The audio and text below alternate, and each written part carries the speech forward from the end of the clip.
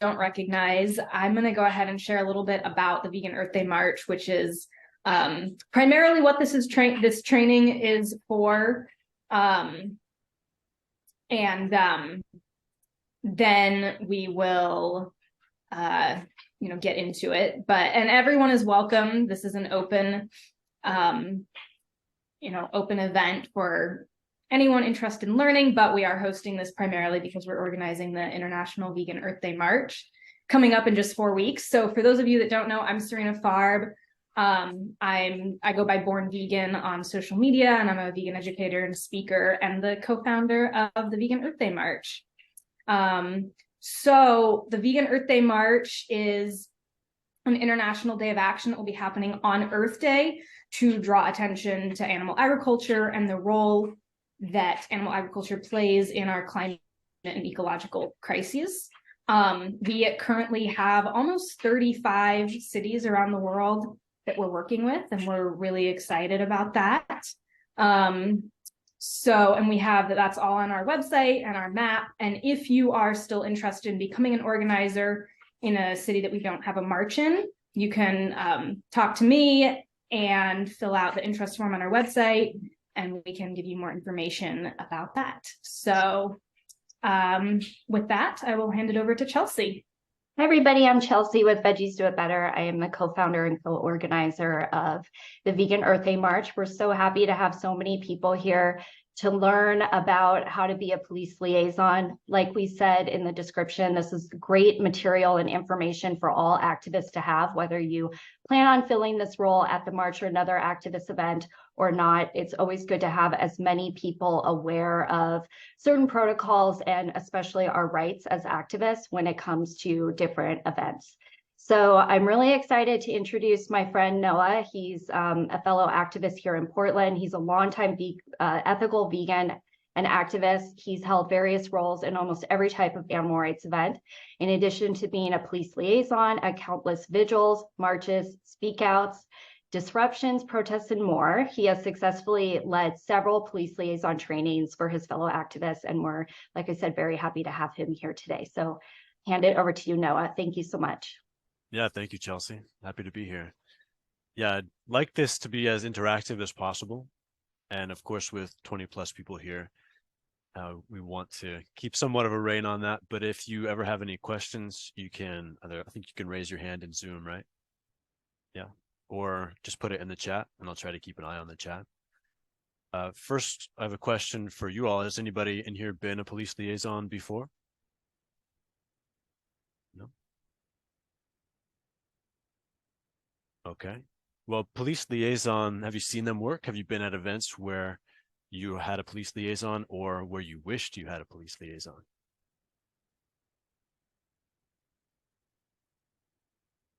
Not that I know of. Total noob. Noobs are welcome. Well,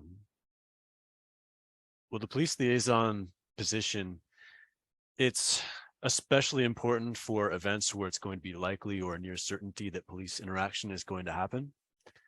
But it's handy to have a police liaison designated at any event, no matter how small or how unlikely you think police interaction might be, even if you're just holding signs on the side of a street, on public property, on the sidewalk. It's helpful to know who your police liaison is going to be if something happens. And that's why I'm glad there's so many people here interested in learning about it. And I saw that most people are here for the march, but some people are here for learning the skills for other events. And once you have these skills and once you have some experience, you can become that go-to person in your community for any type of event.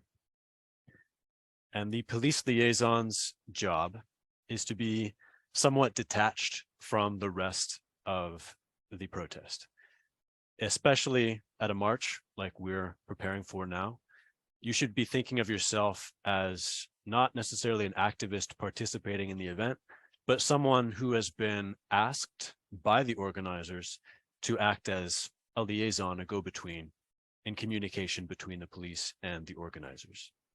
And in that spirit, you're not necessarily going to be dressed in activism gear. You're dressing in a semi-professional, non-threatening way. You want to be someone that everyone is comfortable talking to. and someone who can keep a cool head and can interact with the police in a way that's going to be de-escalating things rather than adding tension. And so if you have stressful, traumatic history with the police and you're not sure you can do that, this might not be the role for you.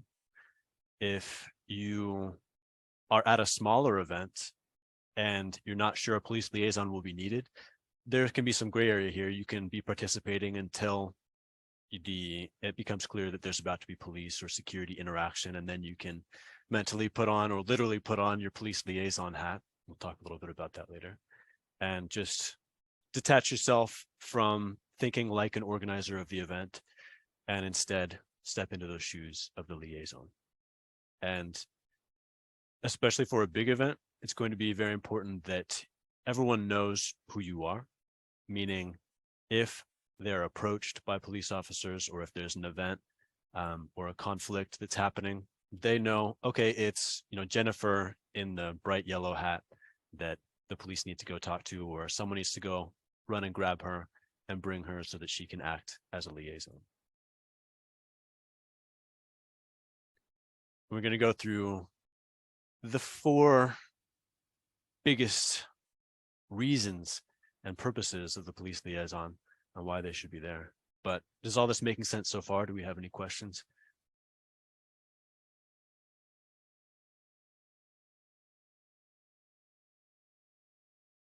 All right. So the first responsibility of a police liaison is de-escalation. Like I said before, you're there to bring tensions down and to facilitate communication in a calm and measured manner. And it's likely, especially in a big march, especially if it's an unpermitted march, which I'm guessing some cities for this march are not going to have permits, which I'm in support of. It's going to be a high pressure, loud, emotionally charged situation. And your job as the police liaison is to bring some calm to any interactions with officers of the law and to bring down any tension or aggression that either protesters or the police or both are bringing to that interaction. It's up to you whether once the police are on scene, you go right up to them and introduce yourself, or you wait until they're trying to communicate with the protesters. That's up to you and the individual situation and your style and what you're comfortable with. But at some point, you'll be making your introductions with the police. And when you do so, it's very important not to lie about anything, but you'd also want to say as little as possible, while still making them feel like you are on their side, like you're their friend, like you're there to help them accomplish whatever they're there to accomplish, which usually is for things to go as peaceably as possible and for things to be resolved and for them to be able to go on about their day and not worry about it anymore. So when you introduce yourself, remember what I said about you're not one of the organizers and you're not even one of the protesters. You're someone who has been asked by the organizers to come in and act just in case there's any communication needed with the police. That's your job. So if they want to communicate anything to the organizers or to the protesters, whether that's, we need you to stay on the sidewalks and off the main street, or if you don't clear the area within 15 minutes, we're going to start arresting people, anything that they want to communicate, they talk to you, and then you bring that to the organizers. And then you talk with them and make it clear exactly what the police are trying to communicate, what consequences there will be, if any, that have been made clear to you. And then it's not your job to make those decisions. The organizers will make the decisions what to do with that information, and then you'll bring that back to the police. But this brings me to the second mission of the police liaison, which is to stall.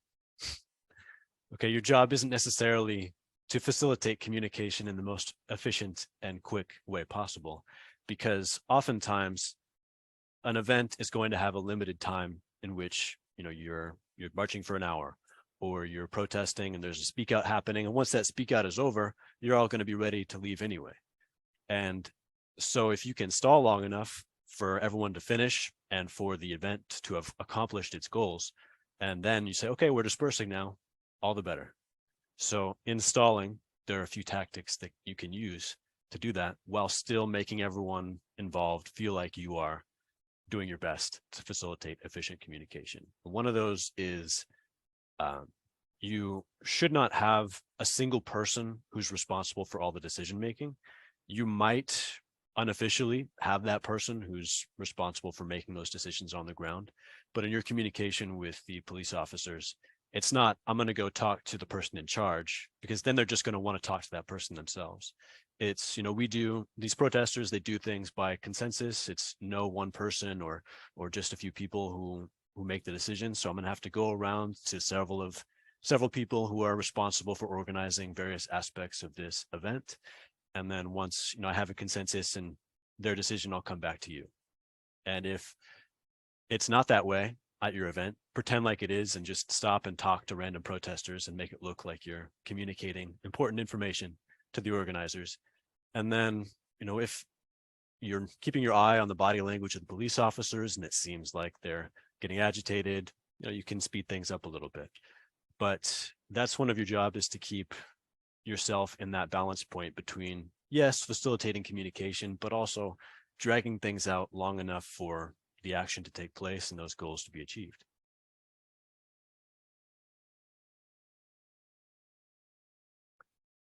Got a question from Deanna. Do liaisons typically hang out towards the front or back of the protest last March or alongside it, although not a part of it per se? As a liaison at a big event like a march, I'm usually walking all over the place, and wherever it seems like, wherever the police are, of course, and wherever there's a likelihood of police interaction or conflict, that's where you want to be. But it's also important to, at a big event, be wearing something very identifying, whether it be, a high-vis vest or a high-vis hat, so that anyone who's at that event can run and grab you or call to you or point you out if you're needed. And that's part of setting the expectations before the event starts. Is you'll be introduced as that police liaison, and it'll be made very clear to everyone, either by you yourself or by other organizers who are briefing everybody who has come to that event, that if there's any police interaction, it's their job to say, the person you should be talking to is Jen in the high-vis vest, or you can even leave names out of it, the person in the high-vis vest.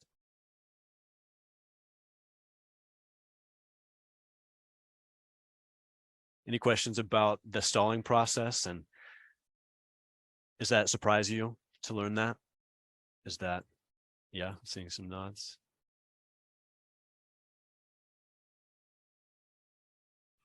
What do you do if the police ask for your cell phone number? I'll answer that first, and then I'll take a question from you, Lynn. If they were to ask for my cell phone number, I'd probably give it to them.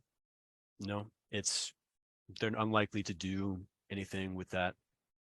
What you don't want to do is give them information about anything that has happened in the past, like past events, or anything that they could potentially use against you in a court of law, right? Or against anyone at that event. They can't, charge you with having a cell phone number. But what they can do is, if you let it slip, Mark is the one organizing this, well, now they know who to charge and make an example of. But if it's just spread out among, there's a bunch of organizers, we do things by consensus here, then you keep it as vague as possible and not talk any specifics about anyone who decided anything or naming any names, then you'll be fairly safe. Question? Yeah, go ahead, Lynn. Yeah, so you said we get introduced to the police. Who introduces us, or do we just go up and introduce ourselves?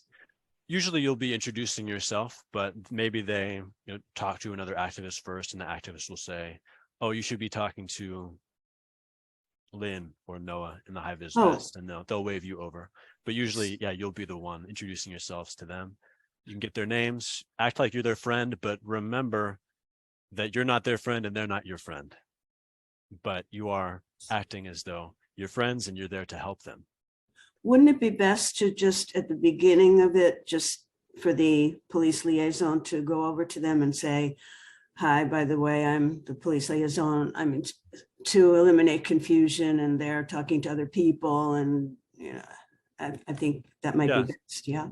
that can be best. Yeah. Yeah. But like I said in the beginning, it depends on the situation and it depends on your style. Sometimes, if the police are just confused, that might not be the worst thing, because that's going to feed into the stall purpose of the police liaison. If they're not sure who to talk to for a while, it's not that you should be avoiding them. If they start to talk to protesters, you should get over there as quickly as you can and intervene, because you don't want them talking to people who aren't trained for this.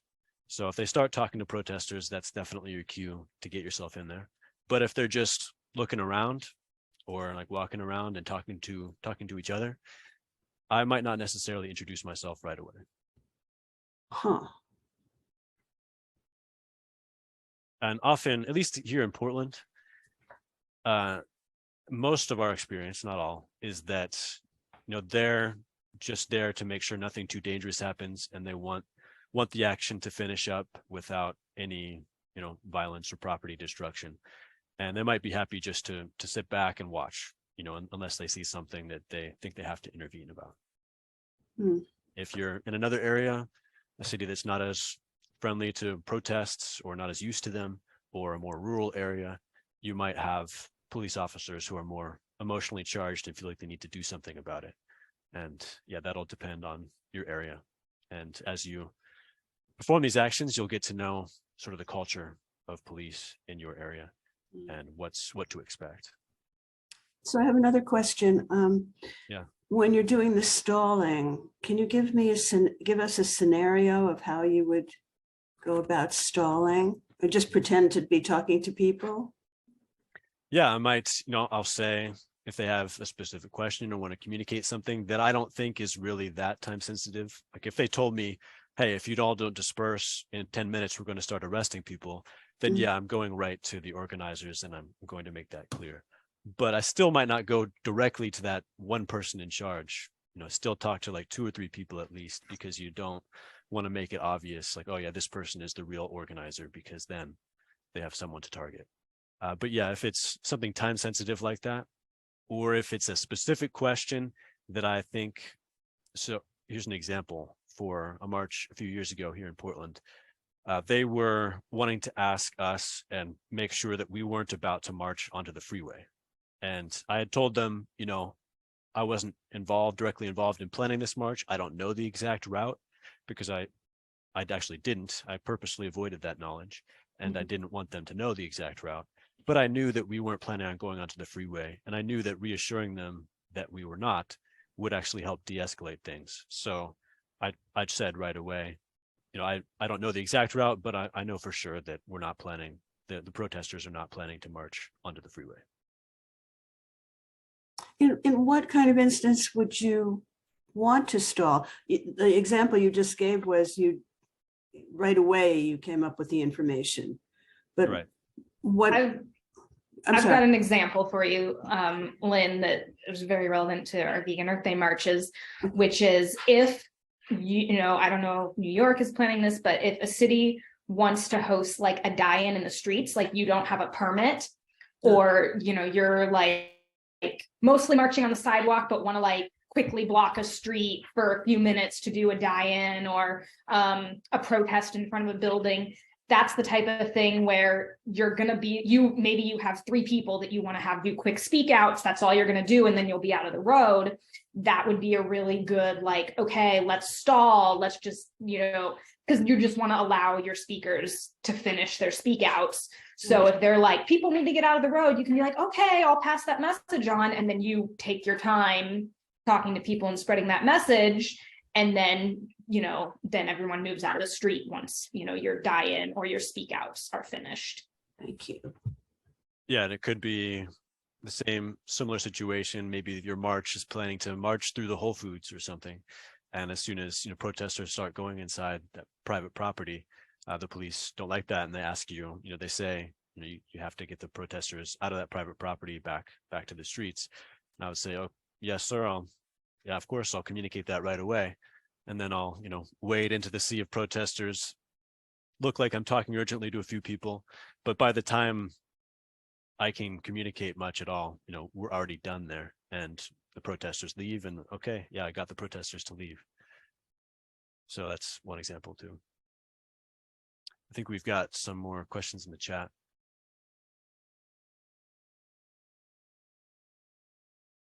Yeah, Deanna says, so pretend this is your first time interacting with anyone at the march or protest, being as neutral as possible.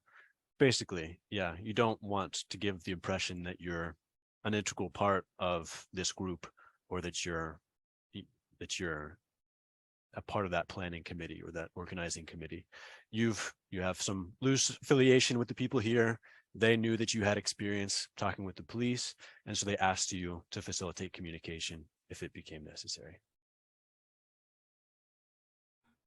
Well, another question. What if they ask, how do you happen to be doing this? Who asked you to be the liaison for this? What do you say? I would ask. I'm a professional police liaison. No, I wouldn't say I'm a professional. No. No. I would say, yeah, I just have a history. I have protest experience, and I've experienced organizing protests that have been done safely, or being a part of protests that have been done safely, within the law. And so the organizers reached out to me because they heard about me, through whatever connections, and asked me to liaise today. And just, yeah, keeping it vague, not naming any names, not saying, oh yeah, that person right there, they asked me to liaise, but just the organizers. Mm-hmm. And I haven't met the organizers, which is true. Yeah, Not exactly true. Again, you don't want to lie outright. No. Well, okay. So you could say, like, yeah, I've met some of them. I haven't met everyone. There's 500 people here, and there's more organizers than I know. Okay. But yeah, I know that, I was invited here to do this, and usually they won't grill you that much about the specifics of how you were chosen or what your role is. They tend to take it at face value.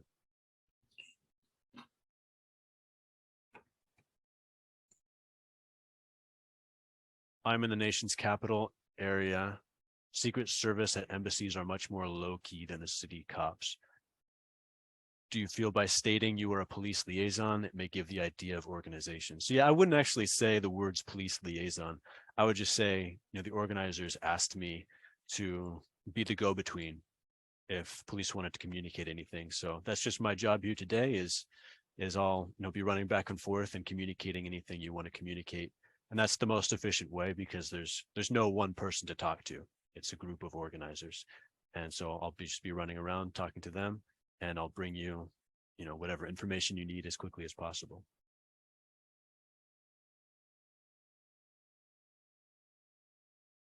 How do normally non-confrontational people usually fare in a police liaison position? Well, that can be an advantage. If you're very slow to become confrontational and to escalate emotionally, that can be an advantage. But if you're so reserved that you would have difficulty communicating, with strangers or with authority figures like police officers, then it might not be for you. But I'd say if you're concerned about it, maybe you can be like the assistant, and you can shadow the police liaison, and you can get some experience that way. You don't have to jump right into the main role if you're very nervous about it. Hopefully there's someone else in your community who's willing to do that. What if the police push for you to show them or take them to the organizers? I would say, they're all over this group of 500 people. And so I can't just take you to them, because, everyone's got their role here today, and they're spread out. And so that's why, they asked me to communicate with you, so I can, run between everybody and do that footwork for you. And usually, yeah, if they are seeming to want to meet the organizers so that they can make arrests, then that's when, I would ask them more clearly, like, if they're asking for specific asks, I would ask them, okay, I'm going to do my best to communicate this and convey the urgency of this. Do you have any specifics that you want me to communicate? Like, if some X doesn't change, if your protesters don't get out of the private entrance to this factory farm, if they don't unlock themselves from their chains and get out of this private entrance in 10 minutes, then we're going to start making arrests. And that's, information that then you can take to the organizers and make sure that everyone knows what the potential consequences are. And of course, it's not your job to say, okay, everyone, get off your chains and we got to leave. It's your job just to communicate. And then the organizers and the participants decide how much risk that they want to accept on themselves. But it's your job to communicate what that risk is to the best of your knowledge. Okay, so you're like really optimistic that we're going to have like 500 people, but what if we have very few people and it's not that hard to, pick out the people in the crowd? So then how do you stall? If you have very few people, then you might have to be a little bit more malleable to their requests, and they might request, for example, that you stay off the streets and you stay on the sidewalks. At least here in this city, if you have enough people, they just sort of accept it, even if there's not a permit, and it's easier just to wait for it to be over. But if you have like 40 or 50 people, they might be more forceful about, no, you can't block traffic for this event, and you have to get on the sidewalks. And you can, stall until they say like, okay, like we've asked you several times, if you don't get people on the sidewalks, we're going to start XYZ. Then you've done your job of stalling as much as you can, and then you can communicate that, and probably the organizers will have everyone get on the sidewalks or whatever their request is. What do you think about, in one of our previous trainings with a lawyer, he was talking about knowing your rights and kind of saying it was better to be upfront with the police. Like if you did want to do a die-in or something in the streets and it was going to be a few minutes, he said it was better not to surprise them and just be like, hang on, just give us 2 more minutes, we'll be out of here, like to actually tell them like what your plans are. What do you think about that as police liaison doing that? Yeah, I think that can be a good tactic too. It's whatever is going to de-escalate and reassure them. So if they ask you like, hey, you've got to get these people up now, you can say, well, I can run around and try to get this to end early, but I know they told me this is only going to last 2 minutes anyway. So by the time I run around to everybody, it's going to be over. And often they'll be happy with that.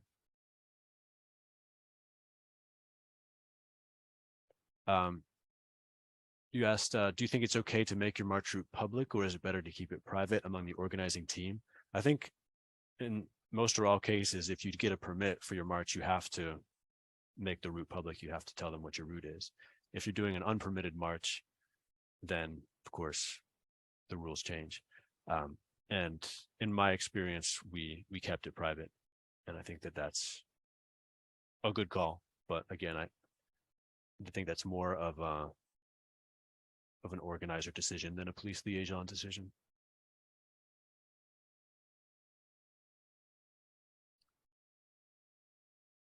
So, acting reasonable, and we already talked about this a bit, but it's often easiest to act like you're on the cops' side, the police side, and it can make those interactions a lot less tense and go a lot more smoothly, rather than approaching it as, the police are the enemy. And again, remembering deep down, they're not your friend, and you're not going to speak to them and be as open to them as you would be to another activist.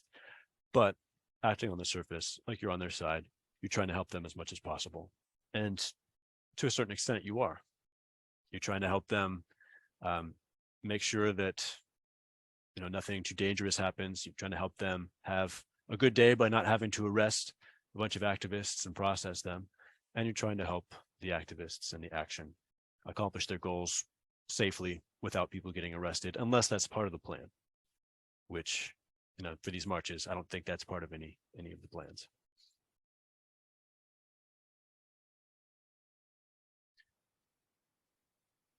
One example of what you might say is like, hey, I know things are a little loud and intense right now. Maybe there's a passionate speak out, or people are banging drums or whatever. I'm doing my best to facilitate a compromise, but you all, you know how these things go. It can take a while for everyone to make a decision. And saying little things like that, like you're both on the same side, like you know how these things go. I'm doing my best here. Let me know what you need. It makes it feel like you're on the same team. Question from Lucy: would the police only make asks of you if you're not on the sidewalk? What if you're having speeches for like 15 minutes in front of a courthouse? Is it possible that they'd ask you to move, even if it's legal to do that without a permit? Anything is possible. The police don't always follow the law, as most or all of us know. And even if you're sure that you're well within your rights, the police might be forceful about making a request for you to wrap things up or leave. And if that's the case, again, it's your job to gather specifics if there are any, stall as much as you can. But if it seems like they're about to start imposing consequences, then that's when you need to get specifics and then communicate those specifics to the organizers so that they can make that decision. Well, we know that we're legally allowed to be here. Is it worth, is this the hill that we're going to die on? Are we going to risk arrest? And that's something that all the activists need to know if they're risking arrest as well. That's where knowing our rights is key, absolutely. And of course, your rights are going to be different depending on which state you're in and what country you're in. And something that I would just add, and this is something I have experience with, there are times, I don't think it'll be likely with most of the Vegan Earth Day marches, but there are certainly times where even when I personally knew that I was completely within my right to be on a public sidewalk. And this was in New York, it was in Brooklyn for Kaporos. Police still threatened to arrest us and said, if you don't go to that block down there, we will arrest you. I don't know whether that was intimidation or whether they were legitimate about arresting us, but we didn't, I wasn't in a position where I was prepared for that. So even though I knew that we were absolutely not doing anything illegal, if you're not prepared to see if they're actually going to arrest you, and then, maybe it was illegal and you can get the charges thrown out and challenge it. But if you're not prepared to potentially face that, then if they do threaten to arrest you, whether or not it's actually, legal or within your rights, do what they say, move, unless you're prepared to potentially deal with that situation. But I would add to Lucy, chances are, if you have a small group of people and you are on a big public area in front of a courthouse or something like that, the police might come and ask you to do something, or, maybe you're being too loud or whatever.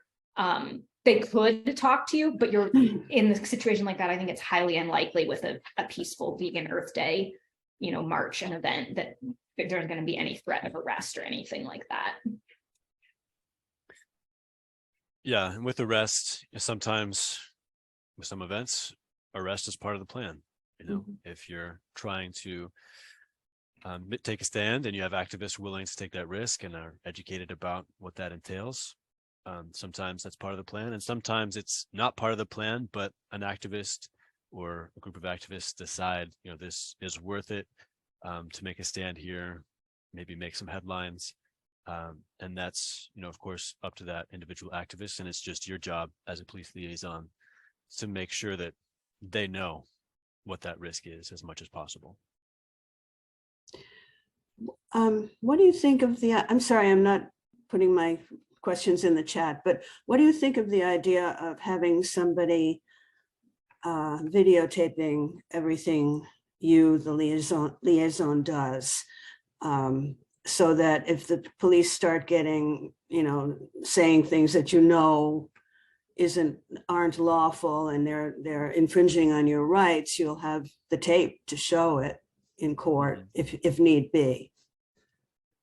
I think that is an option, and it's not a bad option, but it also might have the effect, and unfairly so, because it should be perfectly fine, but it might have the effect of opposing your efforts to de-escalate. If someone's filming the police officers, it can raise tensions in that interaction. And unless you think it's necessary, you can covertly, be recording on your phone, Maybe it's in your pocket and your audio recording or something. But unless something is starting to happen that you really want to be on camera because you think it is unjust, and then you can like maybe have someone whose job it is, like you give them the signal and they start filming, or just, you know, have your protesters know, like, hey, if anything really starts to go down with the police officers, you know, our phones can be our friend, and video things, because we're not here to do any violence or hurt anybody or destroy any property. And if our rights are starting to be infringed upon, then that can be evidence that can help us in the future. And it can, if that's the case, and they know that the police officers know that they're in the wrong, then the pressure of the camera or the live stream can, in those situations, help to de-escalate. But if you're still just in the communication phase and nothing, you know, nothing high tension is happening yet, I would say avoid, obviously, filming them, because it can escalate the tensions. Mhm.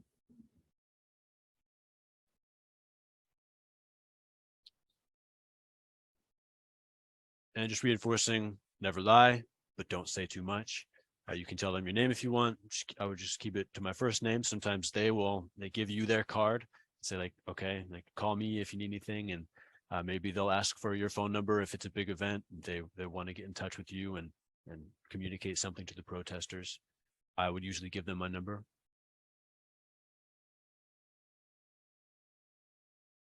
Don't answer any specific, I mean, this general rule, again, if like there are exceptions, like if they're asking, are you all planning on going onto the freeway? I might just decide to say, no, I'm sure that the protesters aren't going onto the freeway.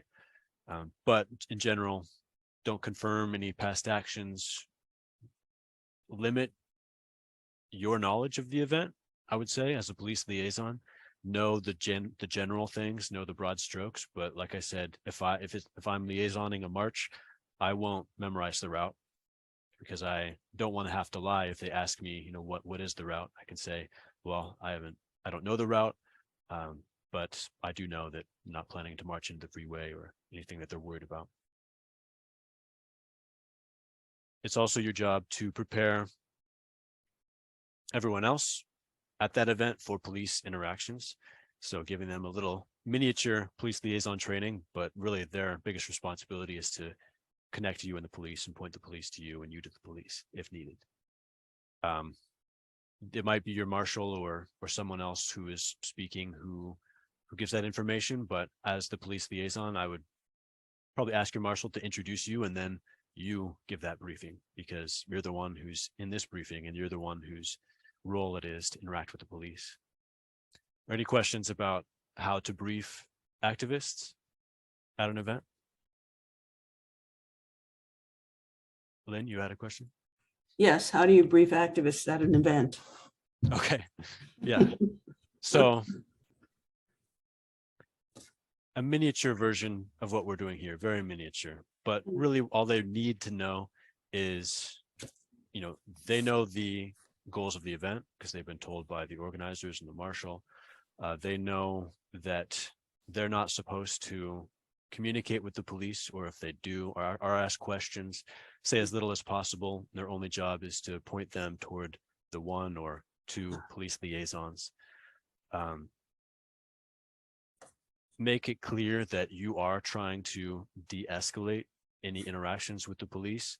So I would probably ask the protesters not to escalate any interaction with the police officers, not to shout in their faces, not to try to outreach the police. You know, there's a time and a place for outreach, but with the police officers, it's not the time or the place. And any sort of interaction should be avoided by the protesters at large.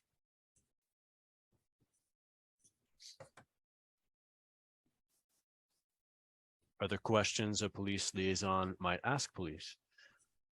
Yeah, if they're, like I said, if they are making requests and it seems like things are escalating, I would want to know specifics of like, okay, I'm going to do my best to communicate this and let the marshals know. Are you saying that if this doesn't happen, you'll do this, you know? And that clarity is something that you want when things are approaching the point where there might be legal consequences or arrests made.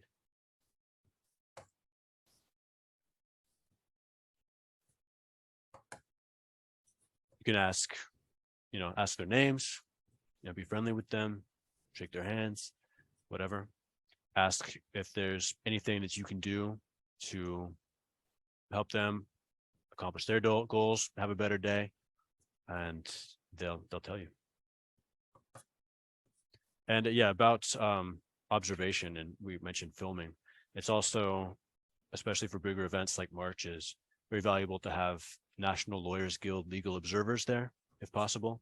And they're also there as third-party observers. They're often wearing hats, say legal observer, and that's their job, is to observe interactions with the police and make sure that there's that the laws are being followed and that the police are respecting those laws and the rights of protesters are being respected.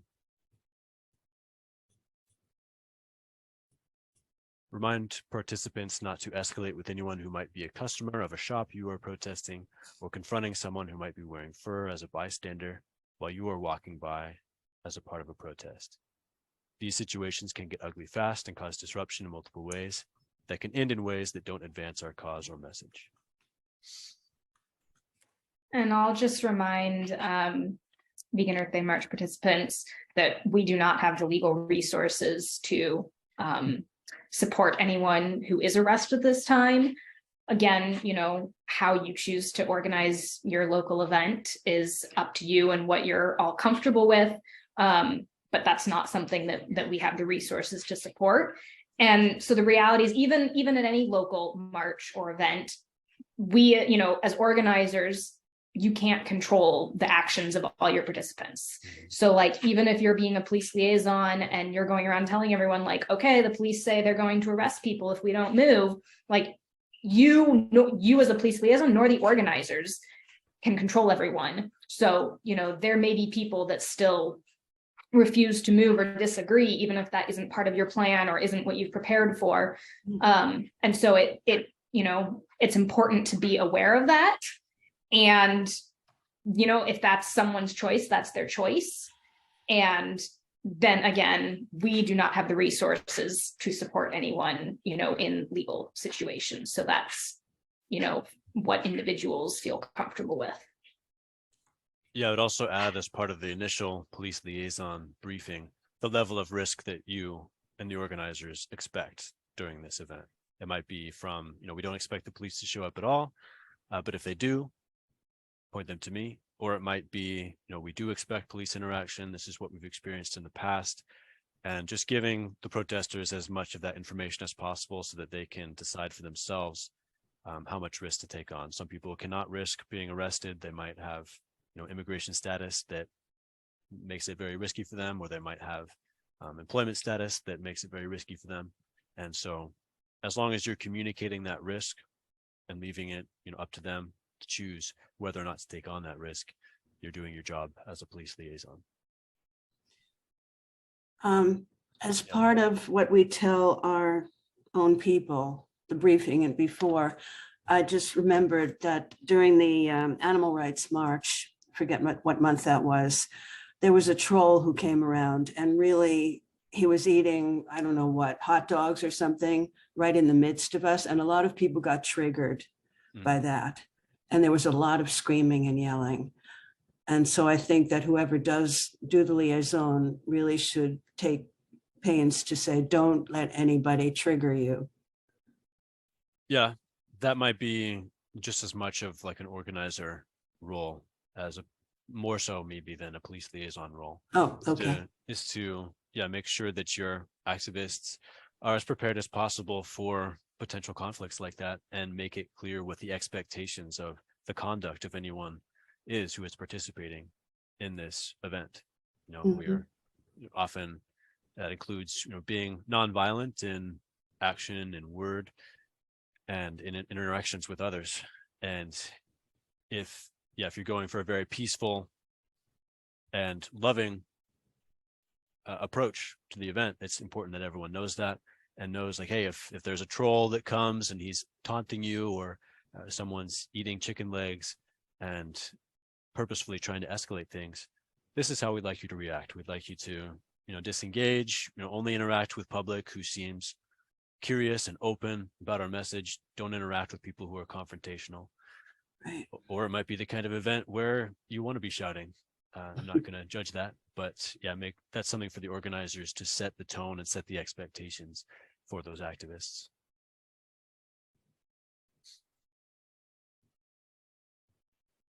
So, quick summary of do's and don'ts.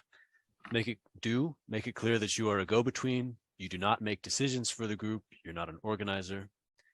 Do dress non-threateningly, maybe business casual, semi-casual, not outright, protest dress. Set aside personal feelings about the police, and if you're unable to do that, this might not be the role for you, but no matter how you feel about the police, it's not about that. It's about creating as safe of a event for your activists as possible. And to do that, you're going to need to at least act friendly with the police. You don't need to be friends with the police because you're not friends with the police, and the police aren't friends with you, but you need to act friendly with the police. And do use words like de-escalate, let me check on this. And so you're saying, if we don't do this, you'll do this, getting some clarity, making it clear to them as well that you're diligently working to accomplish their goals and communicate whatever they're trying to communicate.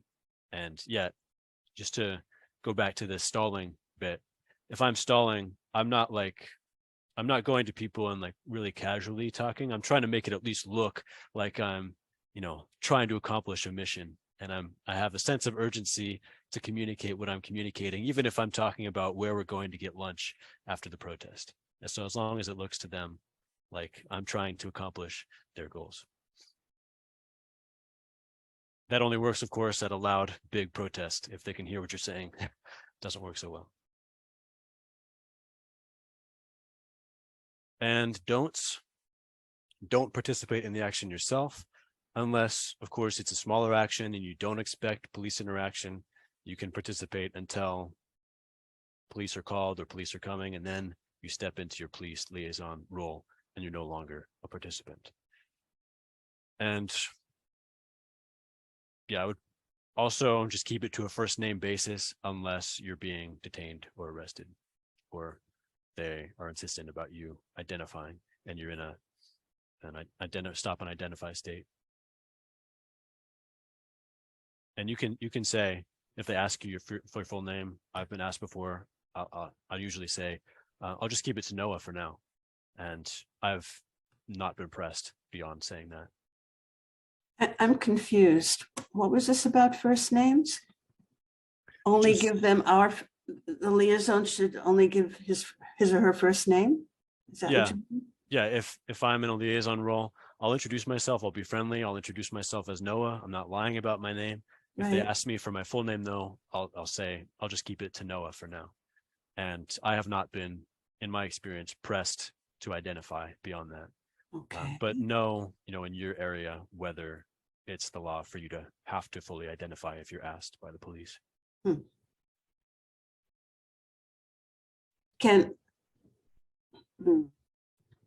right. I'm thinking of the police talking to a particular demonstrator, not the liaison, and asking for the demonstrator's name. What would we do then?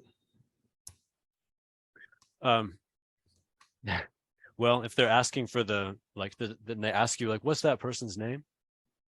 Is that what you're saying? I didn't mean that. I meant, but yeah, that too. But what I meant was, if they are directly addressing a demonstrator and ask for the demonstrator's name. I would, if I was that demonstrator, I would say, if you'd like to communicate with us, you can speak with Noah over here. Okay. And as the police liaison, if you're communicating, or as organizers too, organizers should point out to everyone before you start on your march and say, that's our police liaison. We would, ask that you not talk directly to the police. If they try and talk to you, direct them to our police liaison. That's a message that the organizers want to spread. And of course, not everyone's always going to listen to that, but you want to do your best to get people to respect that and say, we have someone who this is what they're prepared to do today. if the police try and talk to you, direct them to that person. Okay, and Noah, when you didn't quite understand what I was asking, and you said if the police ask the liaison, what's that fella's name over there? What does the liaison say? I've never been asked that. Okay, I don't imagine that they would be asking you that, but I could just say, I don't I know. certainly wouldn't provide the last name. It, Mm. maybe if it was, I mean, if it was, I would ask probably, why do you need to know? Or if it was a large event, I'd say, I don't know that person's name. Right, okay. And then Brian, we talked about this earlier, maybe you weren't here yet. Would a police liaison go up to police upon their arrival or wait until the police approach? It depends on your style and the situation. If the police seem relaxed and they're just talking amongst themselves, they're not trying to communicate with any of the protesters, I might just leave it be, until things move up a notch or they try to communicate with the protesters, because that is part of the stall mandate of the police liaison. Or, especially if it's a smaller event, I might go up to them right away, introduce myself.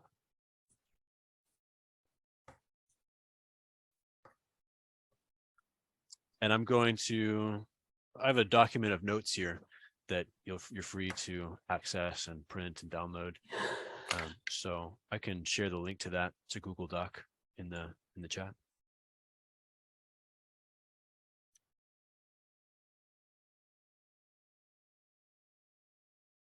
Just put it in the chat. Should be available for anyone with a link to access. So download your own copy and paste it somewhere, print it out. After hearing everything, are people wanting to be a police liaison and you're excited to fulfill that role? Are you thinking it's not for you?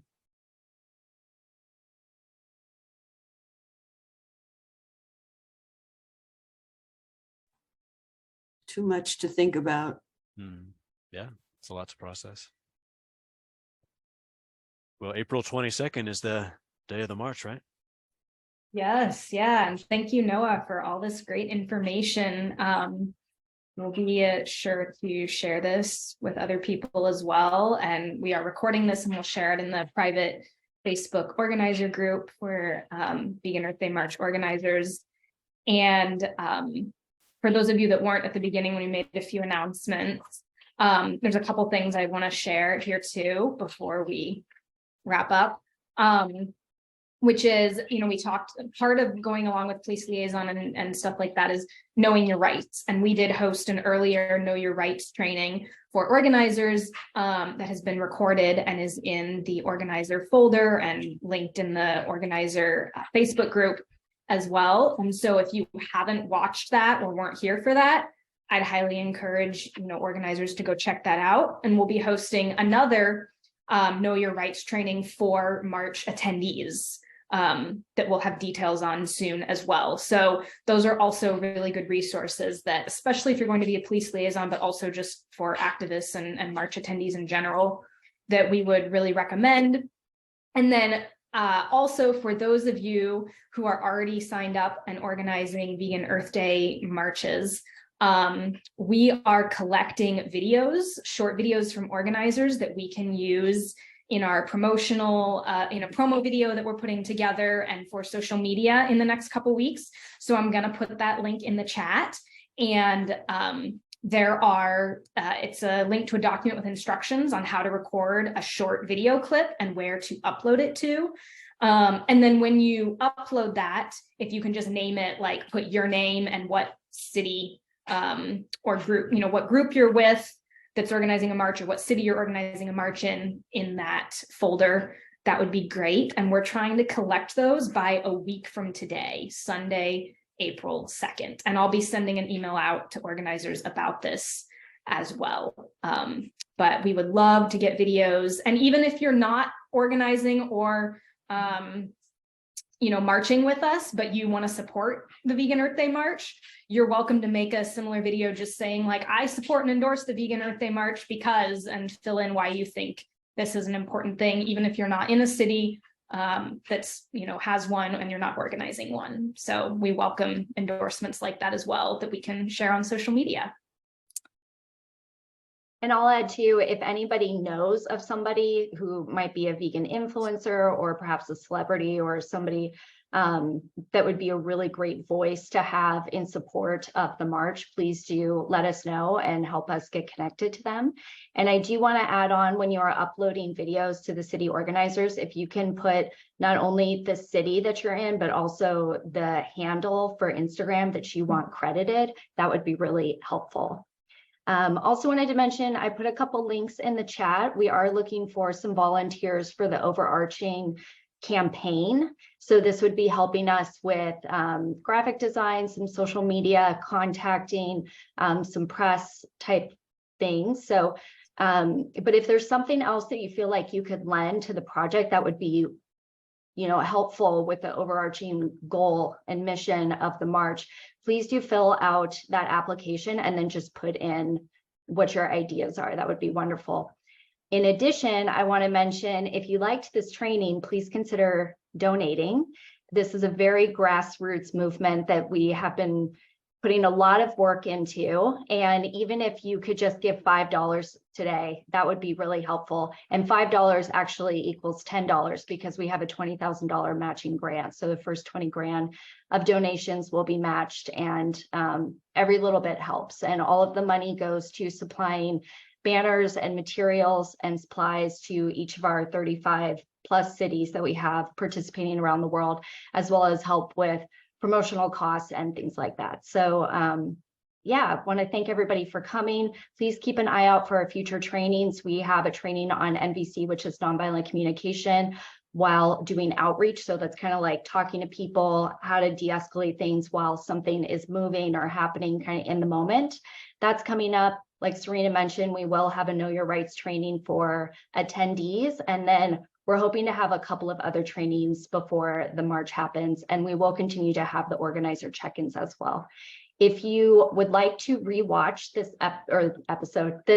training, or want to share it with your team or other people that you think might find value in it, it will be on my YouTube, Veggies Do It Better, by probably within the next 2 hours, because I have to edit it and stuff.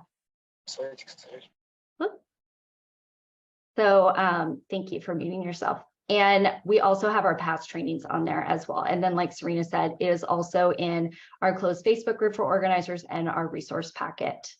And I think that is it. Thank you, Noah, so much. It's really wonderful listening to you. It probably doesn't surprise people. Noah used to co-host a radio show here in Portland, Voices for Voices for the Animals, or Voices for the Voiceless. Voices for the Animals, yeah. Yeah, he has the most soothing voice. All right, thank you, everybody. We will see you at the next event. And if not, we will see you on April 22nd for Vegan Earth Day March. Bye.